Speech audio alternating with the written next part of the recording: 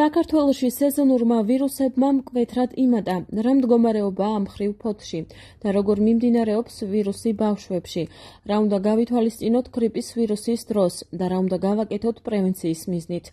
Ამ თემაზე მედიცინის მეცნიერებათა დოქტორი ნინო ჭანტურია გვესაუბრა. მისი განცხადებით, ვირუსის თავიდან ასაცილებლად ყველაზე ეფექტური გრიპის საწინააღმდეგო ვაქცინაციის გაკეთება, ასევე ჰიგიენური ნორმების დაცვა, ხოლო შესაბამისი სიმპტომების გამოვლენის დროს პაციენტმა ექიმს დროულად უნდა მიმართოს.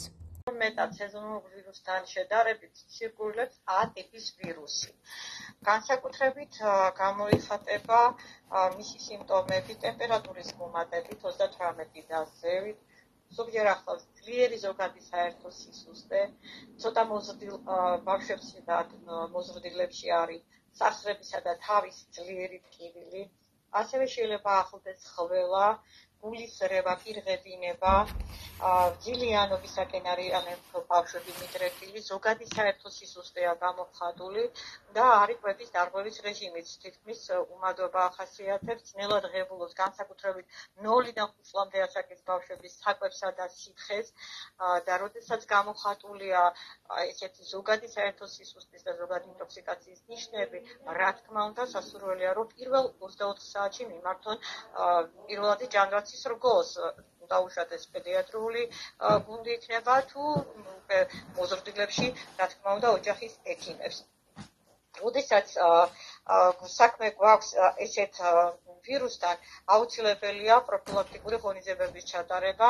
ჩვენ ყოველთვის მოუწოდებთ პედიატრები, განსაკუთრებით ხშირად მოავადებ ბავშვებს, რისკის ჯგუფის ბავშვებს, რომ იყვნენ ათვლილი სეზონური გრიპის ვაქცინით, რომელიც საკმაოდ ეფექტურია და საკმაოდ შეამცირებს ავადობის სიხშირეს. რაც შეეხება გართულებებს, რაც მოჰყვება ამ ვირუსს, ყველაზე მეტად ბავშვებში თავი იჩინა პნევმონიებმა და ბრონქიტებმა. განსაკუთრებით 0-დან 2 წლამდე ბავშვებში ეს არის ძალიან ისეთი პატარა ასაკის ბავშვები, რომელთანაც ძალიან გაძნელებულია სითხით ადეკვატური მიღება, უჭირთმათ სითხეების მიღება და ხშირად ისინი არიან უკვე ჰოსპიტალის პაციენტები, სადაც უტარდებათ უკვე შესაბამისი ჰოსპიტალური მკურნალობა.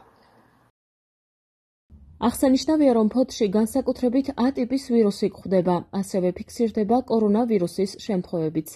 მედიკოსების განცხადებით, აუცილებელია გრიპის საწინააღმდეგო ვაქცინაციის ჩატარება.